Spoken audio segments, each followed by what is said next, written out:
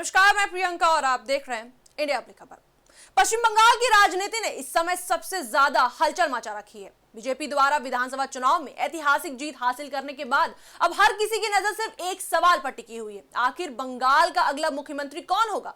शुक्रवार का दिन इसलिए बेहद अहम माना जा रहा है क्योंकि बीजेपी के केंद्रीय नेतृत्व की ओर से पश्चिम बंगाल के लिए पर्यवेक्षक बनाए गए गृह मंत्री अमित शाह कोलकाता पहुंच चुके हैं और माना जा रहा है कि आज शाम तक मुख्यमंत्री के नाम से पर्दा हट जाएगा।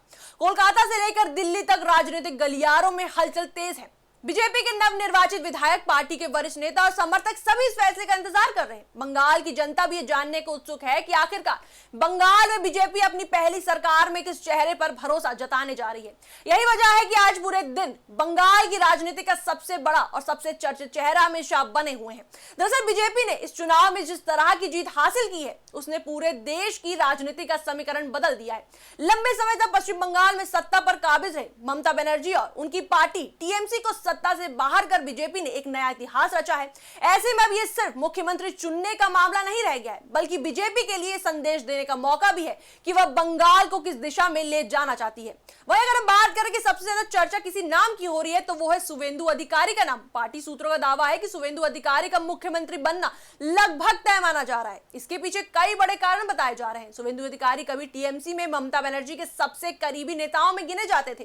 कहा जाता है कि टीएमसी सरकार में ममता बनर्जी के बाद उनकी स्थिति नंबर 2 जैसी थी, लेकिन बाद में उन्होंने बीजेपी का दामन थामा और फिर बंगाल की राजनीति पूरी तरह बदलती चली गई। शुवेंदु अधिकारी ने सिर्फ पार्टी नहीं बदली बल्कि बंगाल की राजनीति की दिशा बदलने में भी अहम भूमिका निभाई। 2021 में उन्होंने नंदीग्राम सीट पर ममता बनर्जी को हराकर राष्ट्रीय स्तर पर बड़ा संदेश दिया था और इस बार 2026 में भवानीपुर सीट पर भी उन्होंने ममता बनर्जी को कड़ी चुनौती देकर खुद को बीजेपी का सबसे मजबूत चेहरा साबित किया। पिछले कुछ वर्षों में उन्होंने खुलकर टीएमसी सरकार पर हमला बोला और खुद को बंगाल में बीजेपी के सबसे आक्रामक नेता के रूप में पेश किया।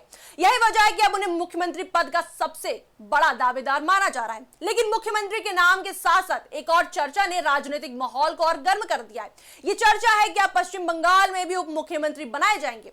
बीजेपी शासित कई बड़े राज्यों में डिप्टी सीएम का फॉर्मूला पहले से लागू है। उत्तर प्रदेश, महाराष्ट्र, बिहार, राजस्थान, मध्य प्रदेश और गुजरात जैसे राज्यों में भी बीजेपी या तो अपनी पार्टी के नेताओं को मुख्यमंत्री बनाती रही है या फिर सहयोगी दलों को यह जिम्मेदारी देती रही है। ऐसे में अब सवाल ये उठ रहा है कि क्या बंगाल में भी बीजेपी यही रणनीति अपनाएगी। राजनीतिक जानकारों का मानना है कि बीजेपी बंगाल में सामाजिक और क्षेत्रीय संतुलन साधने की कोशिश कर सकती है। बंगाल की राजनीति में भद्र लोग वर्ग का प्रभाव हमेशा से माना जाता रहा है। वहीं ग्रामीण और आम वर्ग भी चुनावी राजनीति में बड़ी भूमिका निभाते हैं। ऐसे में मुख्यमंत्री और उप मुख्यमंत्री के जरिए दोनों वर्गों को साधने की रणनीति बनाई जा सकती है। इसके अलावा मतुआ और चंद्रवंशी समाज का नाम भी काफी चर्चा में है। बीजेपी को इन समुदायों का मजबूत समर्थन मिलने की बात लगातार कही जा रही है। ऐसे में पार्टी इन समाजों से आने वाले किसी बड़े नेता को डिप्टी सीएम बनाकर राजनीतिक संदेश देने की कोशिश कर सकती है। इससे बीजेपी ये दिखाना चाहेगी कि उसकी सरकार सिर्फ एक वर्ग की नहीं बल्कि पूरे बंगाल की सरकार होगी। भाई आपको बता दें, डिप्टी सीएम पद की रेस में कई नाम सामने आ रहे हैं। इनमें अग्निमित्रा पॉल और सुकंता मजुमदार का नाम सबसे ज्यादा चर्चा में है। माना जा रहा है कि पार्टी संगठन और सामाजिक समीकरण को ध्यान में रखते हुए इन नेताओं को बड़ी जिम्मेदारी मिल सकती है। इसके अलावा उत्तर बंगाल और कोलकाता क्षेत्र से भी किसी बड़े चेहरे को मौका मिलने की संभावना बताई जा रही है। सूत्रों के मुताबिक शुक्रवार शाम 4 बजे कोलकाता के न्यूटन स्थित बिस्वा बांग्ला कन्वेंशन सेंटर में विधायक दल की बैठक होने जा रही है। इस बैठक को अहम माना जा रहा है क्योंकि यही मुख्यमंत्री और संभावित मंत्रिमंडल को लेकर अंतिम फैसला हो सकता है। अमित शाह पार्टी नेताओं के साथ बैठक करेंगे और उसके बाद मुख्यमंत्री के नाम का ऐलान किया जा सकता है। बीजेपी के प्रदेश अध्यक्ष समीक भट्टाचार्य ने संकेत दिए हैं कि मुख्यमंत्री के नाम के घोषणा के बाद 9 मई को नई सरकार का शपथ ग्रहण समारोह आयोजित होगा। ये समारोह ऐतिहासिक ब्रिगेड परेड ग्राउंड में किया जाएगा। बीजेपी इस आयोजन को बेहद भव्य बनाने की तैयारी में है।